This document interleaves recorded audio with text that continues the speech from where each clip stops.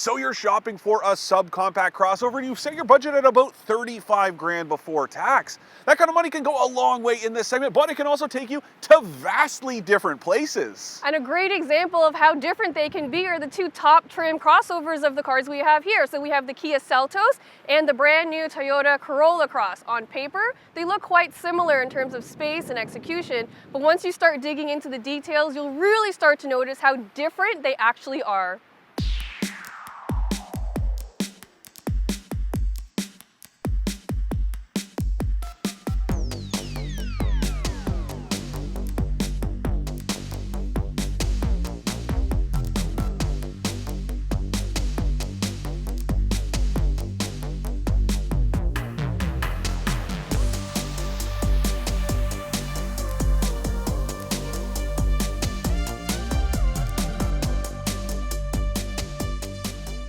For more expert car reviews, don't forget to share our channel and subscribe so you can catch some of this and maybe even a little of that.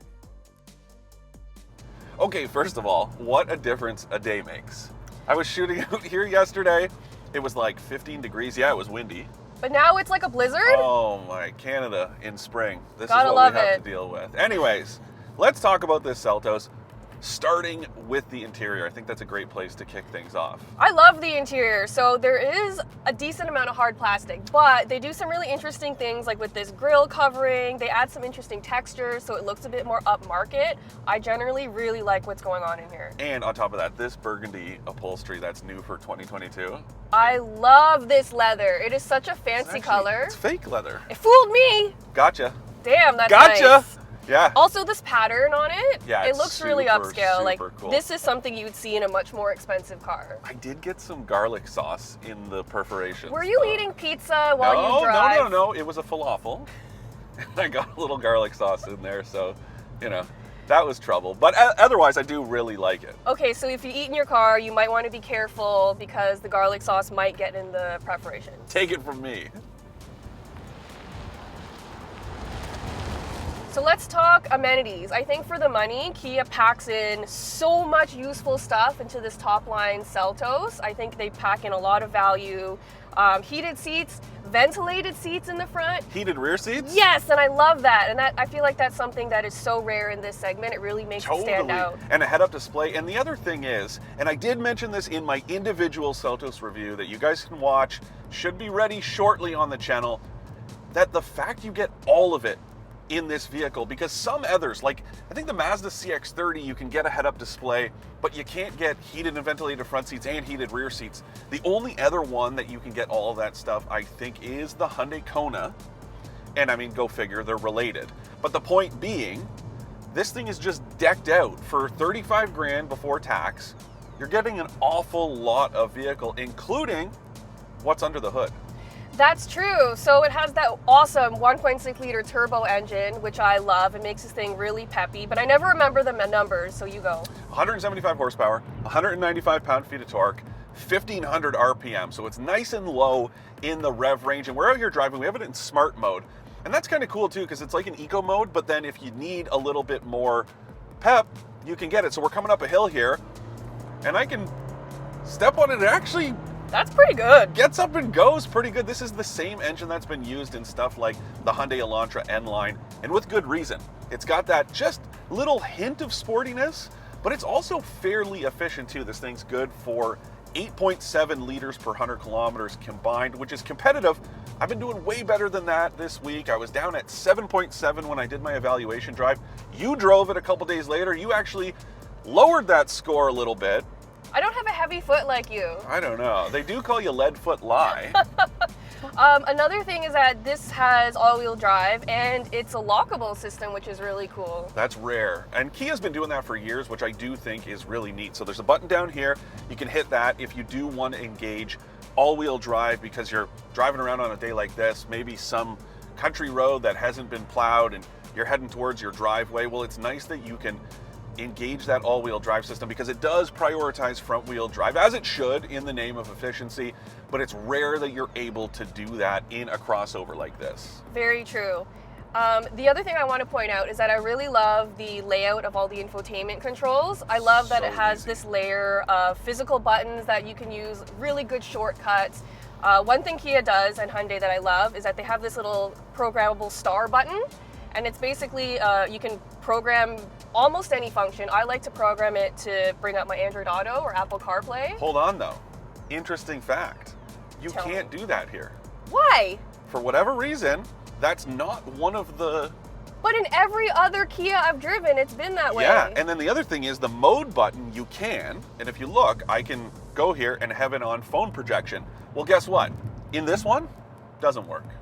We gotta look into that. That's weird. And the infotainment system in general, fantastic. I always praise Hyundai and Kia's infotainment system. This one has been a little laggy. I'm willing to chalk it up to the need for a software update. But again, that's something to keep in mind. And there's no OTA updates, no over the air. So keep that in mind. If you do drive one of these, you can't update it from home. You're gonna need to take it to the dealer. That is at least a little bit of a sticking point. Maybe that's the good start, how whiny this engine is. It is pretty whiny. If you need to like pass someone on the highway, it is very, very slow and scary. I think that's a good point because this is a 2-liter naturally aspirated engine. And the difference between the Corolla Cross and the Seltos is that the top trim uses the same engine as the rest of the lineup, whereas the Seltos has that 1.6 liter turbo, and this thing is gutless. It is very slow, and this is not something I normally complain about because I'm not a fast driver, but this Toyota Corolla Cross is very, very slow, and I think that's one of its biggest downfalls. Partially the CVT, so the continuously variable transmission. It has a first gear, a traditional first gear when you get going, but after that, it is very slow. 169 horsepower, 151 pound-feet of torque, which is more than the base Seltos engine, but that one feels way quicker than this, so that is something to keep in mind. The other thing about the Seltos is that it is more powerful, but it is also slightly more efficient, right? But not officially, okay? It's very interesting because it's rated for 8.7. This one is rated for 7.8 liters per 100 kilometers combined, I think, with all-wheel drive. It's very good. It's one of the few crossovers like this that's rated below 8 liters per 100 kilometers combined. So that's very impressive. But back when I tested this thing on its own, and now this week when you're driving it, not as good. Not as good. I've been getting about 8.9, which isn't great. And you were driving it in a snowstorm.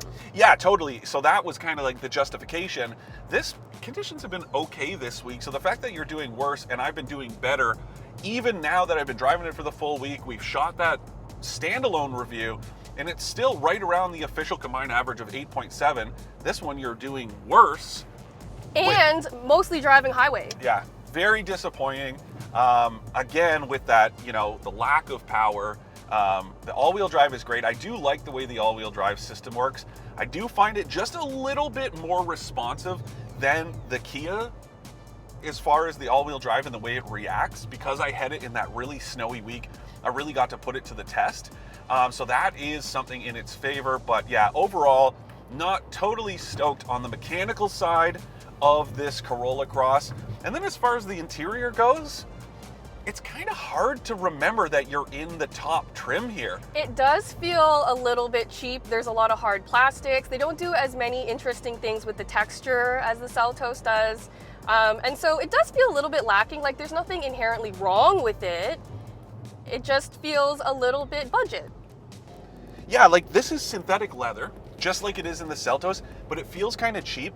The door panels, they are a little soft, but they sound really hollow when you knock on them. This plastic is not nice at all.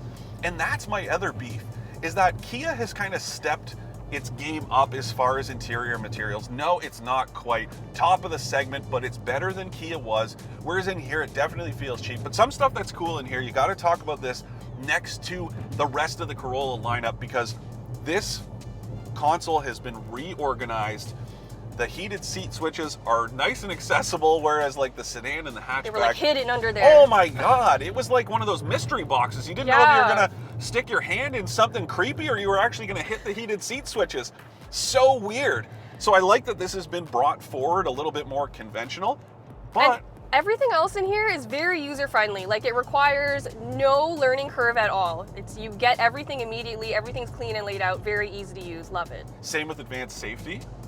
Yes, and because this is a Toyota, it comes standard with a huge list of standard safety equipment.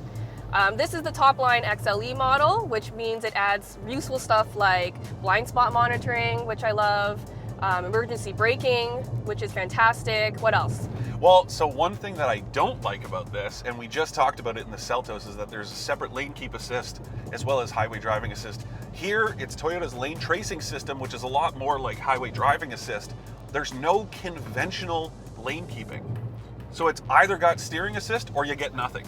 And that does bother me because, again, like you talked about, well, sometimes you don't want to have that steering assistance, but you just want to make sure that you don't drift over the line, whatever. It's nice to be able to choose whether you have that level of advanced safety or something that's a little scaled back, but it's still kind of, you know, more of a safety net feature. The lane tracing, not so crazy about that. Go. Go. At least with the Seltos, when it's got all that noise, it feels like you're getting a reward for it, but here... You get absolutely nothing. Like, you put your foot down and you're just waiting, and nothing is happening. Yeah, totally. It's been a while since I've driven a car that is this slow. Yeah. So anyway, speaking of features, this is the top trim line again. And it doesn't have as many cool features as the Seltos. Like, this doesn't have a head-up display, no rear heated seats, and in general just doesn't offer as much value. Absolutely, and one of my points about that is that the Corolla sedan, both the gas-powered model and the hybrid, if you go for the XLE, the equivalent trim, let's say the top trim, you get heated rear seats. So the fact they're not here in a more expensive vehicle with the Corolla badge on it, that's disappointing. Another one, no ventilated front seats. And this is a manually adjustable passenger seat, whereas in the Seltos, it's power adjustable, just like the driver's side. Infotainment system is smaller, does have Android Auto and Apple CarPlay, so that part is cool, but definitely not as many features. And I think you made a good point that, again, kind of going back to the materials and stuff in here, it doesn't feel like the top trim. No, and if you drive the other ones, they kind of just feel the same. Yeah. So it doesn't feel like you're paying more and you get more, you know? That's my big problem here. And I think, you know, it is a Toyota, right? I think that's part of it. You can't ignore that.